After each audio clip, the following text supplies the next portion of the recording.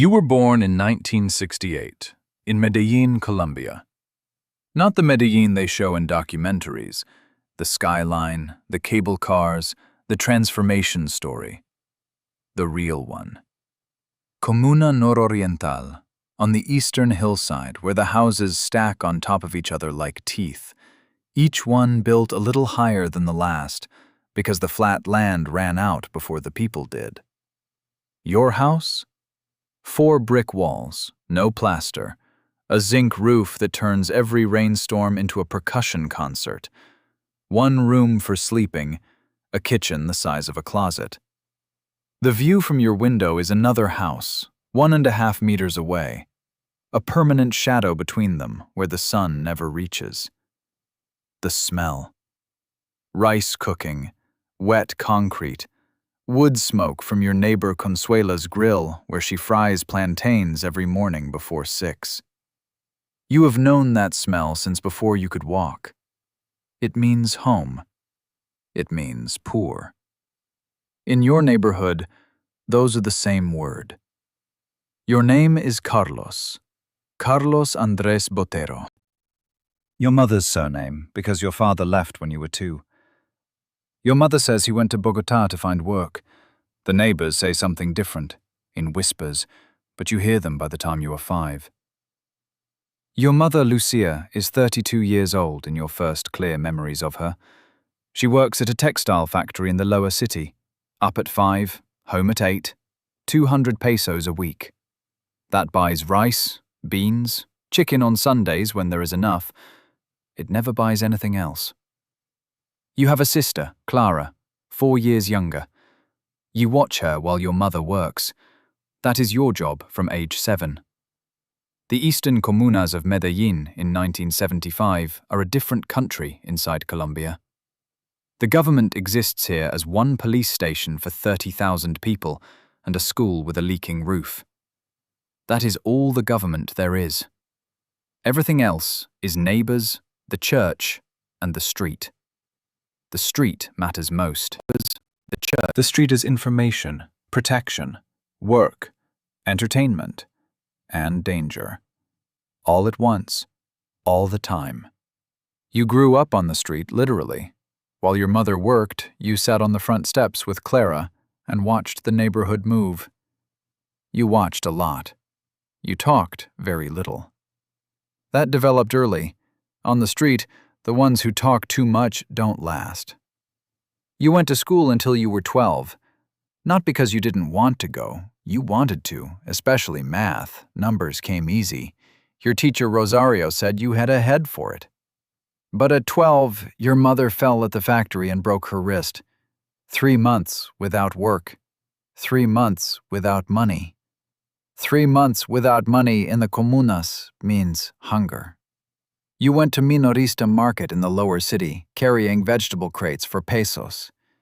Then your mother went back to the factory, but you didn't go back to school. Money was more necessary than an education. That's what your mother said. That's what the whole neighborhood said. You agreed, even though something inside you pushed back quietly. Just a feeling, like a door closing that you couldn't stop. By 13, you knew every commercial route in the neighborhood. Who sold what, who owed who wasn't speaking to who, and why. This wasn't curiosity. It was survival. Information has value. You started running small errands. Take this package there. Pick up money from him. Deliver a word to her. Different people hired you. You never asked what was in the package. They paid 50 pesos per errand, sometimes 100. You gave half to your mother and told her you found work. She didn't ask for details. It's better not to know the details. Medellín in 1981 is already a different city from the one you were born in. Cocaine changed everything. Not suddenly, gradually, the way water carves stone. First came people with money, serious money, from nowhere obvious. Then cars that didn't used to exist in the neighborhood, where obvious. Then weapons, rare at first, then common as anything. Then deaths. Strangers at first, then people you recognized. Felipe from the next street, 17 years old, found in a drainage ditch with 2 bullets in his head. They said he got involved with the wrong people. They said it in whispers. Nobody said anything out loud. Out loud was dangerous. The name Escobar you first hear in 1981. Not as a threat, as a legend. Pablo Escobar, they say on the street, from Envigado, poor background like everyone here, now rich as a government. Building houses for the poor in the comunas, giving money away. They say he's one of us. They say he understood that the elite were never going to give the poor anything, so he decided to take it himself. You listen to these conversations on the front steps in the evenings, when the men of the neighborhood gather to smoke. Old Alberto says, "Don't believe it, it's all blood." The young ones wave him off. "There's blood everywhere," they say. At least this blood pays. You are 15 when you see sicarios up close for the first time. Not in a film, on the street. 2 of them, maybe 18 or 20, on a motorcycle. They stop at Domingo's shop to buy cigarettes. The one on the back has a pistol handle showing under his shirt, butt sticking out above his waistband. They're laughing about something, smoking. They ride away. Domingo watches them go and says to you, "Idiots." You say, "Why idiots?" He says, "Because they live a year, maybe 2, then nothing." You say, "But look how they live while they're alive." Domingo looks at you for a long moment, says, "Don't say that." You stay quiet, but you think your own thoughts. The money ran out in 1984. Not gradually, all at once. The factory where your mother worked closed. The owner ran to Bogotá with the cash register. 200 workers left without 2 months of back pay.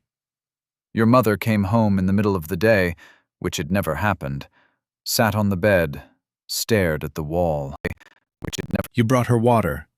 She said, "We can't pay rent next month. Nothing for next month." You said, "I'll find something." She said, "How?" You said, "I'll find it." She didn't ask how.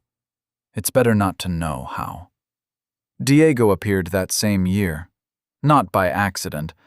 People like Diego don't appear by accident. Diego Muñoz, 23 years old, grew up in the neighborhood, disappeared somewhere 3 years ago, came back with money and new sneakers. He walked the neighborhood calmly, greeted everyone by name, sometimes gave money to mothers at the market for no reason. You knew what he was. Everyone knew. He worked for Escobar's people. Not high up, middle level, but he worked for them. And he knew you. He came to you one evening outside Domingo's shop, sat down beside you, said, "I heard your mother has a problem with work." You said, "That's not your business." He said, "Maybe it is." You sat in silence. Then he said, "I have work. Simple work. Good pay." You stayed quiet. He said, "Think about it," and left.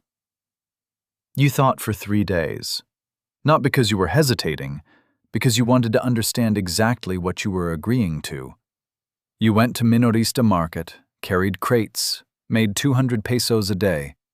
Rent for the apartment, 1,200 pesos a month. Food, 800. Total, 2,000. You earned 600. The gap was 1,400 pesos every month. The math was simple. On the 4th day, you found Diego.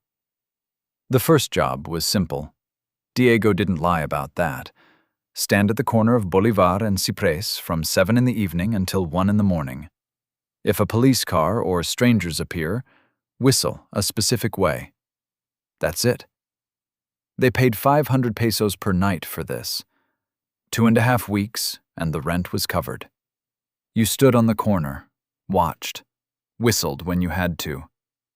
This was called being a todo, a lookout, the lowest rung in the cartel. A todo. There were 20 or 30 kids like you in the neighborhood, all young, all from poor families, all with the same math in their heads. 2 months later, Diego promoted you. Didn't explain why, just said, different work now. The new job was riding a motorcycle to deliver packages. Not your motorcycle, a cartel one, an old Honda 125 that lived in a garage behind Diego's house. Routes given verbally. Memorize them, don't write them down. An address to pick up the package, an address to deliver it. No questions about contents. They paid 800 pesos per delivery, sometimes more if it was urgent. You did 3 or 4 deliveries a day. Real money. Your mother asked where the money was coming from. You said, I work on a motorcycle, delivering goods for shops. That was almost true. She looked carefully, then looked away. Clara was growing up, going to school. She had notebooks and pens. That mattered more than the truth. You told yourself exactly that. It matters more than the truth. Some nights you thought about Felipe from the next street, found in the drainage ditch. Then you stopped thinking about it. Thinking about it was unproductive. 1985. You are 17. You are no longer a todo or a motorcycle courier. Diego brought you into a team. Small, 6 people, taking orders directly from a man called Cacho. Cacho is serious. He controls all of Nororiental, 3 levels below the top. The team's work varies. Sometimes security, sometimes collecting debts, sometimes intimidation. You did everything except the last one. Diego didn't send you on intimidation jobs, he said. Not yet. You didn't argue. You understood. Not yet means soon. The weapon came in March 1985. Diego gave you a pistol, a Beretta 92, 9mm, black, heavier than it looked. He said, carry it. Don't show it unless you have to, only if necessary. You took it, felt the weight in your hand if necessary. 700 grams unloaded, 900 with a full magazine. That's not just the weight of metal. It's the weight of a decision you already made. You just didn't know it yet. You carried it tucked behind your waistband, under your untucked shirt. The first week you felt it on your skin constantly. Then you stopped noticing it. That was worse than when you noticed. Cacho called you personally in May 1985. First time ever. Before this, all jobs came through Diego. Cacho's office, an ordinary 3rd-floor apartment. A table, 2 chairs, a television, a map of Medellín on the wall with pencil markings. Cacho is 40 years old, stocky, in a regular shirt. He could be a shop owner or a bus driver. You sat down. He spoke without preamble. There's a man. He gave you a name, Héctor Vargas. He said, this man took product, didn't pay. He's been warned 3 times. This is the last conversation. You understood what last conversation meant. The last conversation. Cacho looked at you. Are you ready? A pause of 3 seconds. You said, yes. You walk out of Cacho's apartment and go down the stairs. 9 steps. You count them. Outside the sun is shining. Medellín is loud the way it always is. Somewhere nearby a woman is yelling at a child. There's a smell of fried churros from a cart on the corner. Everything is normal. You stand on the pavement and think, something should change right now. Inside me. Something should click. Nothing clicks. You just stand in the sun and watch a kid chase a ball across the street. Then you go to find Diego.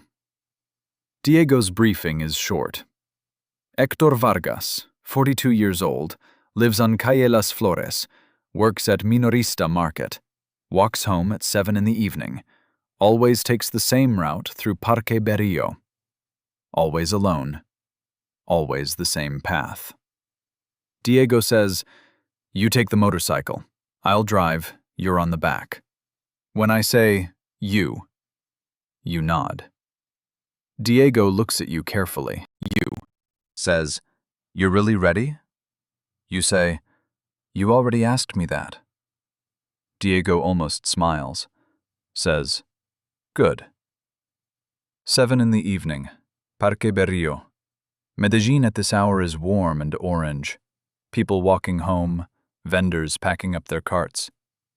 You are sitting on the back of the motorcycle, the Beretta in your right hand, thumb on the safety. Diego drives slowly along the pavement.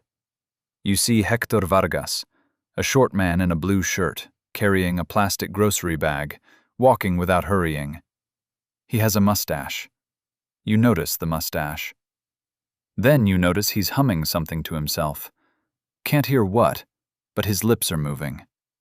Diego slows down, says quietly, "Now." Then you are sitting on your bed at home. You don't remember driving back. You don't remember climbing the stairs. You are just sitting. The room is dark. Your mother hasn't come home yet. Clara is asleep. Quiet. Your hands are not shaking. You notice this with something like surprise. You thought they would shake. They don't, like surprise. Of gunpowder on your hands, that you've washed twice, but it's still there. You lie down on the bed and look at the ceiling. You fall asleep in 20 minutes. That frightens you more than anything else. In the morning, Diego gives you an envelope. $200, not pesos, dollars. This is a promotion. It means you crossed the line and are now worth more. You take the envelope, open it, count the bills. 20 $10 bills. Put them in your pocket. Go to the market to buy your mother a birthday present. She wanted a floral apron she'd seen in a shop. It cost the equivalent of about $8. She hadn't bought it, said, too expensive. You buy the apron. Hide the rest of the money under a floorboard in your corner of the room. Life continues. That's what you understood that morning. Life simply continues. That's what you understood. That's the most disturbing thing of all. Hector Vargas you don't remember deliberately. Sometimes the mustache surfaces on its own, at night, between sleep and waking. You've learned to ignore it. That's also a skill, like standing on watch or memorizing routes. The brain knows how to close doors. Yours is especially good at it. You noticed this early when you trained yourself not to think about your father. Closed the door, and that was it. Behind the door there could be anything. The important thing is not to open it. 1985 to 1986. You work. A lot.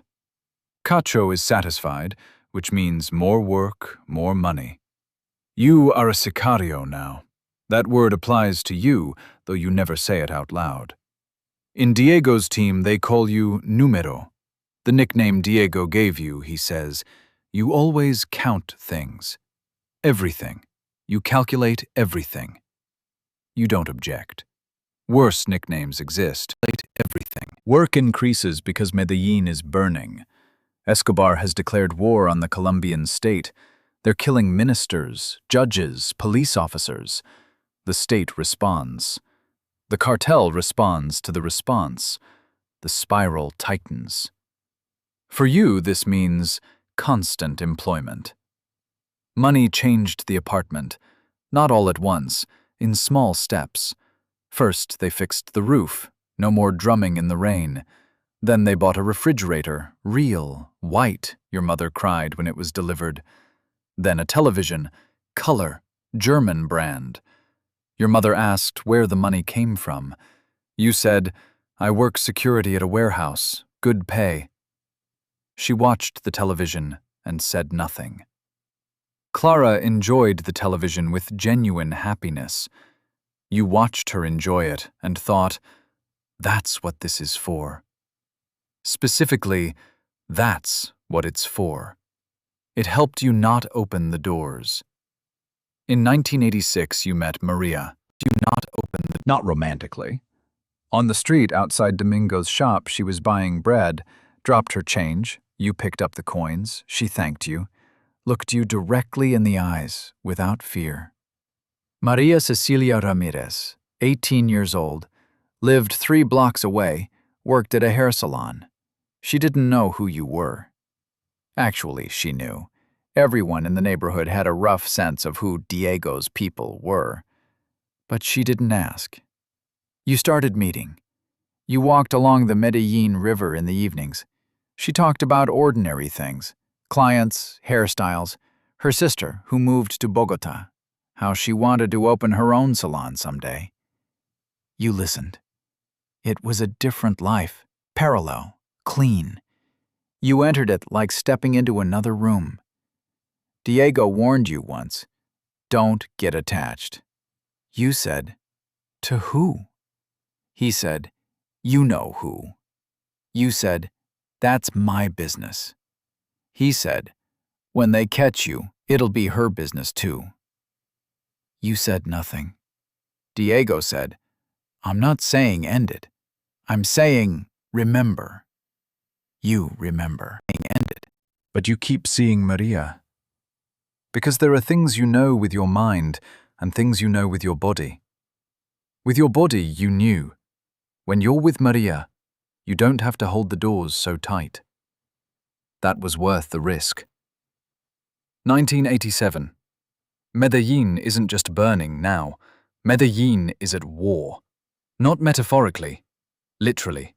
Bombs in shopping centers, gunfights in residential neighborhoods, bodies on streets collected like garbage. The police are afraid to enter the comunas. The army conducts sweeps, takes men off the street by age, 15 to 30, check their ID. Sometimes they don't come back. You were caught in 3 sweeps, released all 3 times, no criminal record, clean documents. Diego taught you how to talk to soldiers. Calm, hands visible, no fear. Fear is suspicion. Calm is just a regular person. Cacho moved you up another level in 1987. Now you're not just an executor. You're senior in a small group, 3 people under you, all younger than you. You're senior. The youngest, Jorge, is 15 years old. You look at him and see yourself in 1984. The same math in his head, the same hungry alertness in his eyes, the same story. Mother without work, rent, a gap that can't be filled. You tell him what Diego told you. Work clean, don't talk too much, never drink before a job. Jorge nods. You look at him and think, where am I leading him? Then you close the door. There's nowhere to go but forward. In May 1987, they killed Diego. Not on a job, at home, at night, unknown men. 3 bullets. Nobody knew who. Maybe state death squads that hunted cartel people. Maybe competitors from another group. Maybe personal scores. In the cartel, you don't investigate. If you know who killed someone, that's one thing. If you don't know, you live with not knowing. You went to the funeral. Diego's mother cried and held you, said, you were like a brother to him. You stood straight and nodded. You were like... At the cemetery, you looked into the hole with the coffin and thought, there it is. The accounting that everyone knew about, but nobody named out loud. A year or 2, Domingo had said. Diego lasted 7. That's above average. After Diego, you worked directly for Cacho. Promotion and danger together. The closer to the center, the more you know, the more dangerous that knowledge becomes. You became more careful, changed your routes, never walked the same path twice in a row, rented a separate room in another neighborhood, officially under your cousin's name, went home to your mother once a week with groceries. Clara was in high school by now, wanted to be a teacher. You paid for her schooling. She didn't ask where the money came from. She didn't look at you like a brother anymore. She looked at you like a wallet and a wall at the same time. That was right. That was honest. Maria asked in 1988, not with hints, directly. Asked in 19... You were sitting on the riverbank. Evening, she said. What do you actually do for work? You stayed quiet. She said, I'm not stupid. You said, I know. She said, then tell me. You looked at the river. You said, if I tell you, it'll be worse for you than not knowing. She said, not knowing is already worse. You stayed quiet for a long time. Then you said, I do what needs to be done in this city to survive. She said, that's not an answer. You said, it's the only answer I have. She stood up and walked home. She turned around once. She didn't turn around again. You sat on the riverbank for another hour. Then you walked to your rented room, lay down. All the doors were closed. Every single one. December 1993. They killed Escobar on December 2nd on a rooftop in Medellín. You found out from the radio, a small transistor in your rented room, the news broadcast. The announcer spoke with excitement. You listened. Then you turned off the radio, sat in the silence, thought, well, sat in the silence. What now? The cartel without Escobar is not a cartel. It's pieces that others will fight over. Cacho called an hour later. Stay quiet. You said, I'm quiet. He said, maybe a long time. You said, understood. You stayed quiet for 2 months. In February 1994, Cacho disappeared. Not dead, just disappeared. Phone not answering, apartment empty. Some said he went to Panama. Some said they killed him and hid the body. People said different things. You didn't try to find out. The thread broke. That means cut off. Cut off means free. That word you hadn't thought before. Now you thought it. The money in the hiding places and safe spots added up, around 40,000 US dollars. You counted it for the first time, precisely, from memory. $40,000 in 1994 is serious money. For several years at least. For what? Unclear. For the first time you thought about the future not as next week, but further out. Further was empty. Next week. You don't know how to do anything except what Medellin taught you. That's a problem.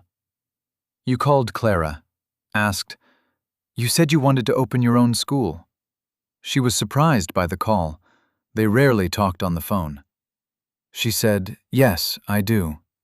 You said, how much do you need? She thought about it, named a number. You said, okay. She said, where from? You said, I have it. She was quiet. Then she said, Carlos. You said, I know. She said, I'll take the money, but you have to promise me something. You said, what? She said, that this is the last of it. You were quiet for a long time. Then you said, I promise. Clara opened the school in 1995. Small, 20 children, in a building in Nororiental. You gave the money through an intermediary, officially a donation from an anonymous benefactor. Clara knew who it was from. She didn't say it out loud. On opening day, the neighbors came, the local priest, your mother. You didn't come. You couldn't be seen there, your mother. You watched from a distance, from a street corner. Watched Clara cut the ribbon, laughing. You stood there for 5 minutes. Then you walked away. Medellín in 1995 is a different city. Not good, not safe, but different. Escobar is gone. The Medellín cartel is broken apart. Others came, the Cali cartel, then other groups, then the paramilitaries. The war didn't end, it just changed faces. But for you, personally, a pause. You live quietly, in the rented room, go out rarely, spend money carefully. Your left arm hurts when it rains. The shoulder wound from 1990 never healed right. Your joints ache every morning. You are 27 years old. You think about leaving, not to Bogotá, somewhere completely different, somewhere nobody knows you. Ecuador or Peru. Start something else. What exactly? You don't know. You know how to count, how to observe, how to stay quiet. Those are skills. In a different place, they're worth different money and a different price. The numbers, different money. Name: Carlos Andres Botero. Years active: 1984 to 1994. 10 years. Started at 16, stopped at 26. Earned: approximately $45,000 total. Spent: mother's apartment, sister's education, food for the family, rent, clothes, bribes. Left: around 30,000. Injuries: 1 serious, left shoulder, partial function lost. Criminal record: 0. Never arrested, clean documents, worked carefully. Lost: Diego, Miguel, Chino, Jorge, dozens of others. Maria: didn't lose her. She left on her own terms. That's different. What he gained: survival. In Medellín in the 1980s, that's not nothing. That's the exception to the rule. The average life expectancy of a sicario in 1980s Medellín was 22 years old. You lived to 27 and kept going. That's not valor, it's arithmetic. You were more careful, colder, more disciplined than most. The system used you as a tool. The tool survived because someone maintained it. Most tools weren't maintained because someone maintained. There's something you can't explain, and don't try to. Hector Vargas's mustache still surfaces sometimes. After nearly 10 years, still surfaces. Not every night, not every week, but it surfaces. You never figured out if that's conscience or just memory that won't erase. Maybe there's no difference. Maybe they're the same thing, just called different names. Medellín in the morning. You walk down the street in Nororiental, the same street where you were born, grew up, started. Past Domingo's shop. Domingo has been dead for years. His son sells there now. Past the corner where you stood watch in 1984. Past the front steps where you used to sit with Clara. The city smells the same. Coffee, exhaust, the flowers that grow here everywhere despite everything. You walk and think about nothing. That's a skill you developed and can't switch off now. Nothing means safe. Nothing means you're still alive. Maybe you'll have a different life. Maybe not. You're still alive. In this city, at this time, with this history behind you. That's an open question. You're not used to open questions. You're used to closed doors. But the doors you've been closing since you were 14 are still there somewhere. Something is behind them. You're not ready to open them yet. Maybe someday.